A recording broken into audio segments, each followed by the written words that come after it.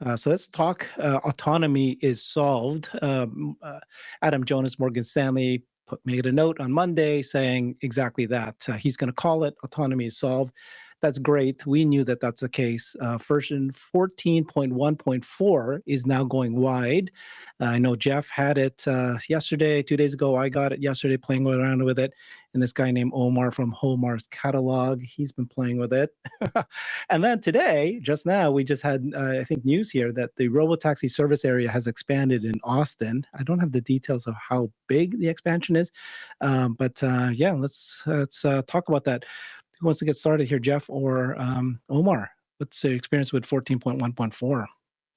Yeah, so, Tesla has launched the Robotaxi service now, and we have seen, they now expanded the geofence service area in Austin.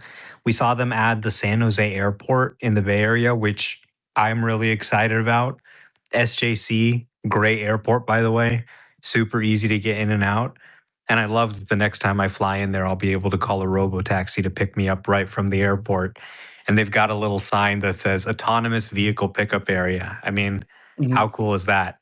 But, the most important thing that Tesla had to do to continue to expand the Robotaxi service faster, to remove the safety monitor from the cars in Austin, was to drive down the rate of interventions. Now, we already saw this summer that almost every ride on the Robotaxi it was able to complete from start to finish on its own.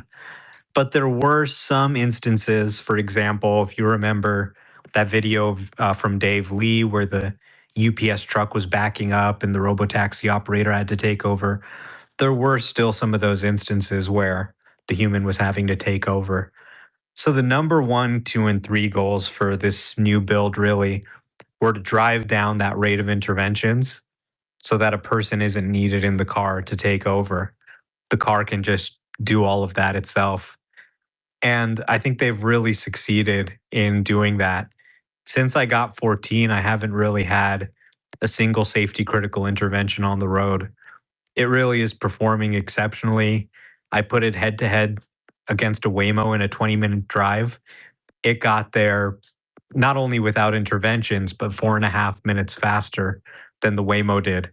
And the Waymo drove through the parking lot and went onto the street for no reason. I did some real rideshare rides. It was able to handle Uber pickups and drop-offs from end to end without me touching the wheel at all. I have some clips I'm going to post from the drives today.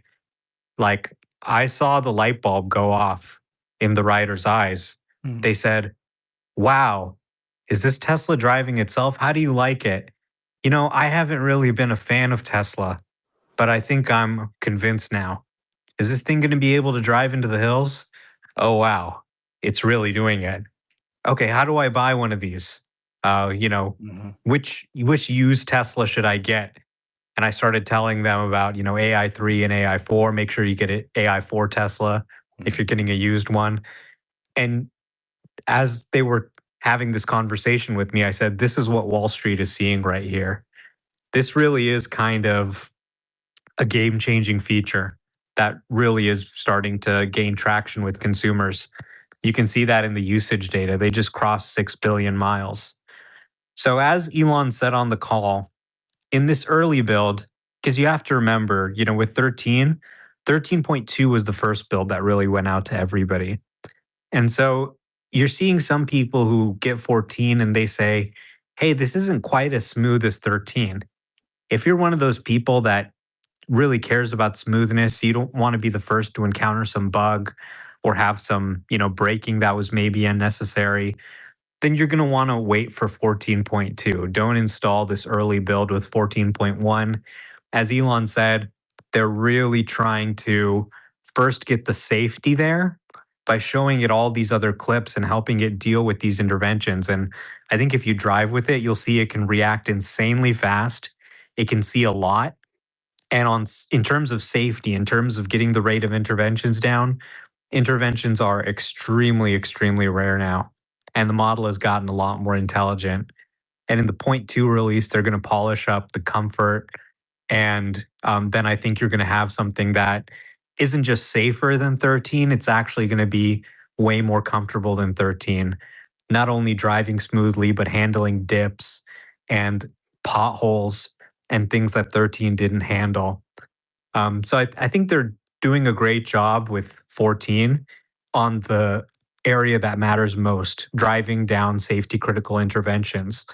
And that's going to enable them to later this quarter start deploying in Austin without safety drivers, as Elon said on the call. This is going to be a true driverless level 4, level 5 system, car driving around with no one in it, picking up passengers, dropping them off. And that's really possible thanks to the 14 model and thanks to the roadmap.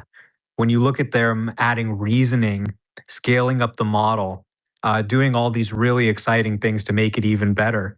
And then you look at the roadmap with AI 5 and AI 6, where you've got a chip that has 10 times the power, 40 times on some metrics, how they're going to continue to scale the model up, scale the data set, scale up the cluster. They're now at 120,000 GPUs, H100 equivalent. All of that is going to make the software continue to get smarter and smarter. So, to be honest, I completely agree with Adam Jonas. This is in the bag. It's solved. Later this quarter, they're actually going to, be able to deploy without a safety monitor. And then if you think about it, if there's Model Y robotaxis in Austin running around without a driver and without a safety monitor, well, then why can't customer cars in Austin that are also the same Model Ys also run the software? They can. And so I think in 2026, you're going to see them actually start to ship features for customers where they can use their phone and not get nagged by the cabin camera, at least in some of the areas like Austin where they validated this. So, yeah, it's a very exciting time. And I think the smart money on Wall Street is looking at this and they're doing the math. Tesla has a solution here that is not only scalable, is not only able to run on the millions of cars they're already producing, but actually drives better, is quicker than Waymo and other competitors. And really, it's definitely in huge part thanks to Elon's leadership that they were able to pursue this path, that they were able to ignore all the objections, all the people who said it was impossible, and end up in a place where they have a superior and vastly differentiated product to bring to the marketplace at just the right time. Yeah. And the definition of the marketplace right now is in Austin and California. But there's going to be 10 cities by the end of this year. And, I'm using it in Washington State. Jeff is using it in Chicago. And I've been sharing my experience. Jeff, what has your experience with 14.1.4 been in the last several days? Yeah, I'll be brief. It's been incredible. I mean, I'm seeing those startup issues that Omar referenced with the new model that they've probably got to smooth out. But to me, those are small artifacts. Like in software world, to me, those would be like a priority 2 or 3 defect. They don't really get in the way of the core off product offering. They're kind of like build quality annoyances that have to be resolved. But the overarching theme for me with 14.1.4 is just these confident, swift movements that can drive like any style of driver you want to be at whatever period of time. And I love the fact that it's getting colder here in Chicago, and if we all of a sudden we get a little bit of slick road conditions, I can go down to chill mode with the flick of the scroll wheel on my car. But I did today.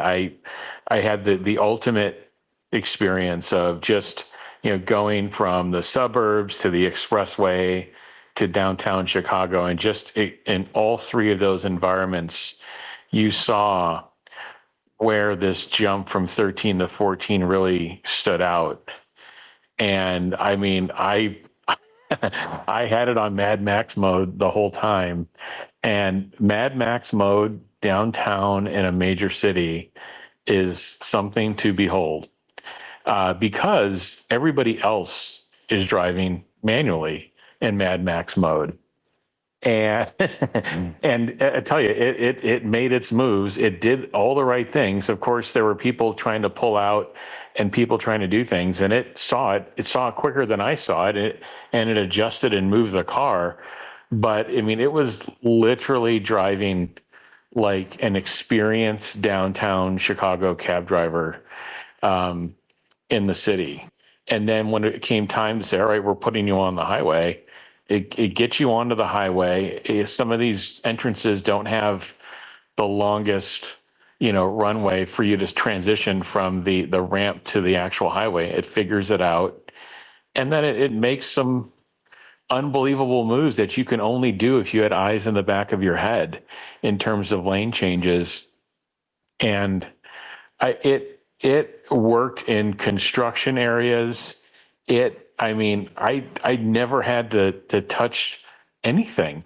Now as I did approach construction areas, I did feel like I needed to take it down from Mad Max to something closer to standard. And I'm seeing speeding, in the 30-mile-an-hour zones. I'm seeing it, go a little bit excessive. They're gonna have to go tweak that. But yeah, for me, my key takeaways is this feels like it's solved. And for it to be solved in the car, it means that they've got some fundamental breakthroughs. That's one of the most difficult things to solve for. Is you have a 2.5-ton robot and all that mass and all that inertia moving throughout the world, and for them to be able to solve that, it just means that they can put autonomy onto almost anything. And that's where I wrote a post about that if you're an analyst and you're looking at this space, I agree with Adam Jones. I don't know if he's experienced 14.1.4. It literally just came out over the weekend. I think that's when he wrote his note too. So I don't think he's even experienced it.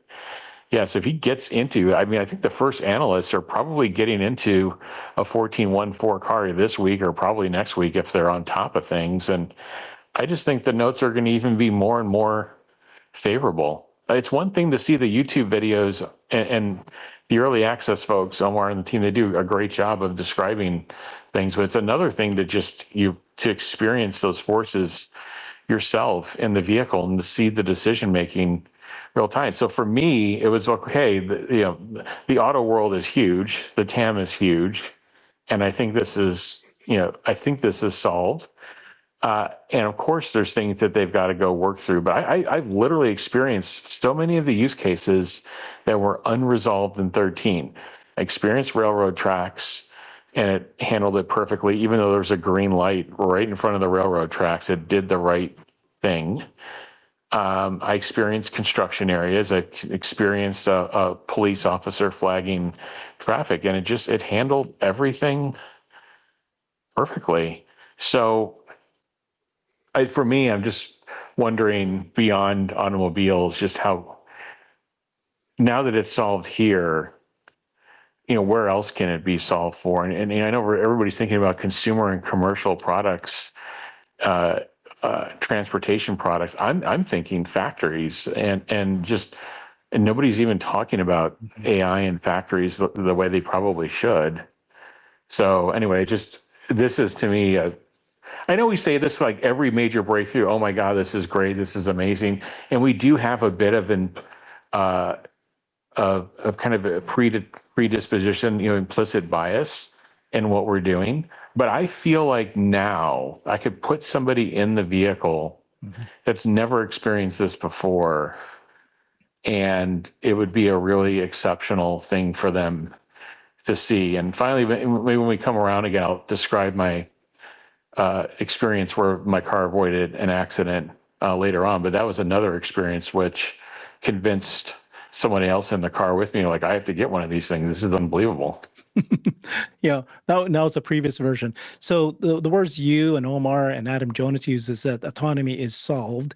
And clearly, we're seeing now the march of nines, right? It's no longer that many critical disengagements. Now we're talking about these edge cases. And then I think it's worth reminding people, when we're talking about Tesla's FSD, we're talking about the world globally, every single state from any point A to any point B. And so whenever you see, and I keep seeing it, people posting saying, yeah, there's lots of other companies and they're all going to solve autonomy at the same time. Yes, maybe, sure. But which geographies and how long will it take them to go from any state in the United States or any country? Who's going to get there first, and how long will it take for the others to catch up? Well, how much does it cost? And how much it costs. How much does it cost? To be like that, I don't Who understand cares, why. Jeff? Yeah, it's the strangest thing for me Right. to call yourself an analyst and you never get into the cost of autonomy conversation ever, like ever in your head. Like if you never just like I see these things on the street, that means it must be okay. Like for me, that just I don't understand that because there are so many products in the world that have been built and never become profitable. And then they just die off. Or somebody else comes along and figures out how to do it more economically. So I don't know why people are just assuming that if they see it in the street and it's got like 4,000 sensors on it and it was remanufactured for 30 hours in the factory that they think that it's done. Yeah. And then we're clearly in the March of Nines. And so how long will it take these other competitors get each of these March of Nines as we move along? So I had 14.1.4 yesterday, and I had an amazing experience, obviously. So the car was, for the very first time, backed out of my garage. It's the first time I ever actually started FSD right in my garage, parked. It backed out and it went through the curvy driveway. Previous versions would be so hesitant, would be so slow. I would have to egg it on, keep going because it's a curvy driveway. Here, it's just as if it knew it. It just went right through that. Beautiful, no jerkiness. I did not have the speed issues. I did test out Mad Max on the way home. I love Mad Max. I love the way it starts and the way it initiates a maneuver, like from a park, stoplight, stop sign, those kind of things. But of course, it did go 45 on a 35 zone. And like you say, Jeff, what you told me is I can just bring it down to standard just by flick the wheel, and I did switch it from Mad Max to standard because I don't exactly want to go fast. But I do love how quick it decides to get going from the stop signs and so forth. I did test it at Costco. I took it to Costco, and beautiful. The only thing would be that, went to the closest parking lot to the Costco entrance, which is where all the handicap parking were. I was shocked that this car actually knew that those were handicap parking, did not take those spots. I thought that it would have the ability to read signs in 14.2, but it seems to be able to know this now. But there were, a handful of parking spots that are available for general public in that close one, but it kept going around. And I finally had to say, stop doing that, let's move on. And then it did a perfect parking. It does a lot of backward parking, which I love in parking spots. So that was great. And then I think the only thing I did not like was that I was disappointed was when I came home and I told it to park in the driveway, it did not recognize my driveway. And so that was a bit of a, why didn't you know my driveway? I wanted to know my driveway. And then when I finally got it into my driveway, I was trying to sneak into the, 3-car garage, and there's one of the spots I'm going into it's a tight one.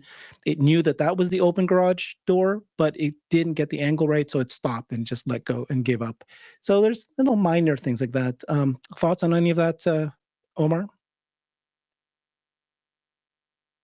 Did you select the driveway destination option? Yes, I did. Yeah. So, hopefully one of the point releases will fix that for you. Maybe it's having trouble figuring out which driveway is yours for some reason. But yeah, generally, it's just incredible how human-like it's able to drive. I know the Mad Max mode might not be for everybody, but for me, that's how I drive. And oftentimes I would disengage FSD just to drive quickly myself. And now I don't need to. And the reason why it can drive faster is really because the model is so good. The reaction time is so fast now. Honestly, a lot of times it's faster than a human can react. And it can see so much, like so many times I see it spotting and reacting to something before I even saw that person or that car. And that's really what enables it to drive fast but still be safe. It can go quickly, and if a car cuts into the lane, it can change lanes in a fraction of a second and get around them. So, I mean, it's really a self-driving experience that's unlike anything else. And speed does actually matter. Customers don't want to wait tons of time and waste, you know, 10, 15 extra minutes to take an autonomous car. If you have a car that can actually complete pickups and drop offs faster, it can actually complete more trips per day and it can earn more revenue. So, you know, I think it's really clear that self driving technology is here. Millions of rides are happening. Tesla now has the technology to actually have self driving with pure vision that can outperform humans in a lot of cases. Certainly, I think on reaction time and on spotting obstacles. So it's clear now that self driving is going to see an enormous growth wave. All the manual driving we see in the world is going to be replaced by autonomous driving. There's an enormous, enormous untapped demand for that. And in terms of the competitors, I mean, Waymo's in 5 cities. Tesla wants to be in 10 metro areas by the end of the year and remove the safety monitor from the car. I don't think a lot of people have processed that they're talking about actually leapfrogging Waymo in terms of the number of markets they serve by the end of the year. And in terms of surface area, when you look at the square footage of their service areas, they've already passed Waymo just with their 2 cities, actually even bigger today than Waymo has in 5 cities. So they've very quickly come out of nowhere. I mean, the service just launched 6 months ago to now actually having a bigger service area than Waymo. And people forget just how small this is. Most people have not experienced a self-driving car. I had a friend visit from New York. He had never been in a driverless car. I took him in a Waymo. 5 cities, and every city wants this, right? So that's the big gap. And Tesla is coming in to solve that gap. The question of, or the framing of the issue as, well, Tesla will only make money on autonomy if they're the only one to solve autonomy. That is, that's nonsense. It doesn't make any sense. Now that Tesla solved it, it's now going to be obvious to everybody how to solve autonomy. You just have to build a massive compute cluster. You have to collect millions of video clips and painstakingly curate the data set to do what you want, right? This is a lot easier said than done. But the formula is there for anyone to copy, and others will copy it. But it's not really about being the only one to do it. I mean, every market in tech, there's multiple companies that do it. Google has Bing, Apple has Samsung.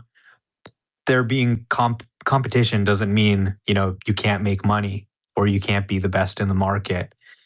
But the really key thing for investors to realize is this market is untapped. The competition isn't Waymo or anybody else. The competition is really manual driving. Even in the United States, FSD represents 0.1% of miles driven. And, they're driving about 4 billion miles a year. So the market is just untapped, but people do not have access to self-driving technology. And I think what FSD 14 is going to let Tesla do is really push and expand this much faster.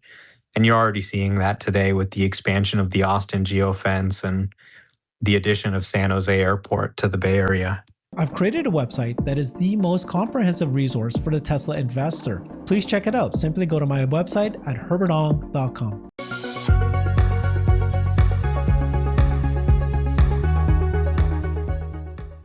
There was news